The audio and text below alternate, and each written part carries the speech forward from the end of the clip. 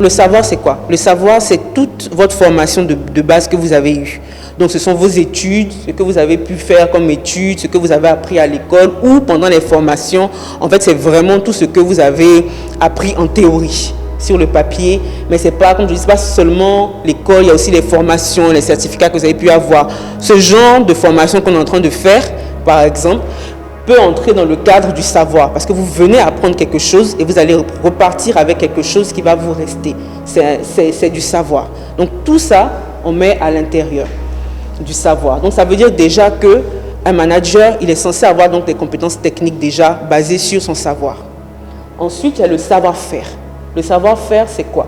Le savoir-faire, c'est tout ce qui a un rapport avec l'expérience. C'est quelque chose que vous apprenez de par votre expérience.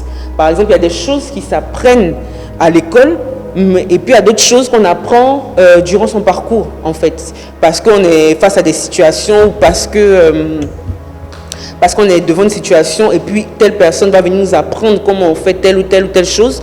Voilà, c'est un savoir-faire, ce sont des expériences qu'on a et qu'on acquiert tout au long de sa vie, de sa carrière précisément et tout. Donc là, il n'y a pas trop, je ne sais pas si vous avez des questions déjà sur les compétences techniques. C'est vraiment, on va dire que c'est la base, quoi, les compétences techniques. Alors, le plus intéressant, c'est les compétences comportementales. Alors, pour être manager, c'est, on va dire, de plus en plus, quand on regarde les CV, de plus en plus, ce qui nous intéresse, c'est les compétences comportementales d'une personne, pour savoir si elle est manager. Parce que ce qui va faire la différence, c'est surtout à ce niveau-là. Et puis l'autre compétence qu'on va voir tout à l'heure.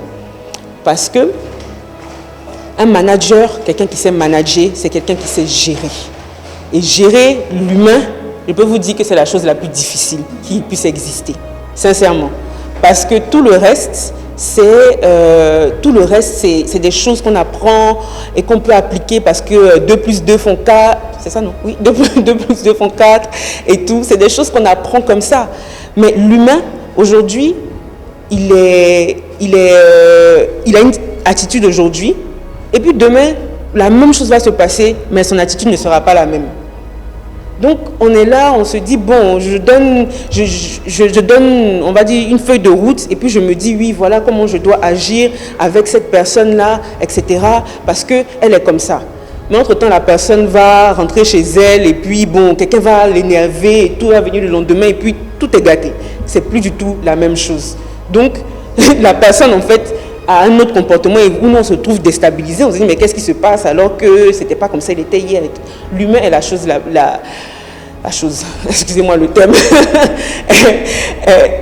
on va dire la matière, entre guillemets, la plus difficile à gérer.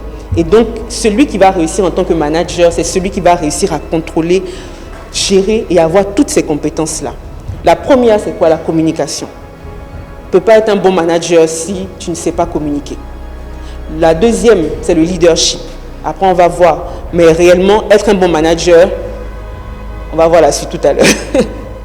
La délégation, troisième point. La prise de décision. Quatrième point.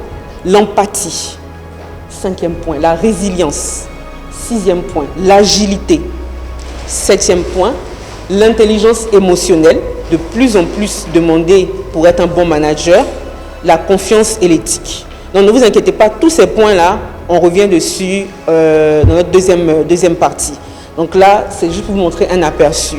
Et les compétences comportementales, c'est quoi? En fait, c'est tout ce qui est lié à nos traits de caractère, mais qui vont en fait nous permettre d'agir dans un milieu professionnel. Mais c'est tout ce qui est lié à nos traits de caractère. Donc voilà. On va passer à la prochaine slide. Donc on a vu compétences techniques, compétences comportementales, et maintenant on a les compétences conceptuelles. Alors qu'est-ce qu'on appelle les compétences conceptuelles? Ça vient de concept, et concept c'est quoi? C'est une idée générale. En fait c'est la vision. Un manager, c'est quelqu'un qui doit se dire, tout à l'heure on parlait d'objectifs qu'on a commencé, j'ai un objectif à atteindre. Mais pour atteindre mon objectif, je ne peux pas faire ça comme ça. Je suis obligé d'être structuré dans ce que je suis en train de faire. Je suis obligé de faire une analyse. Je suis obligé d'évaluer. Je suis obligé de planifier. je suis obligé d'organiser. Un bon manager n'est pas quelqu'un qui se lève comme ça et puis qui fait les choses en tas. C'est des compétences qu'il doit acquérir. Se dire que oui, il est là, mais il fait les choses de manière structurée, de manière organisée. Il planifie, il analyse, il organise tout parce qu'il a une vision, on va dire un objectif à atteindre. C'est ce qu'on appelle les compétences conceptuelles.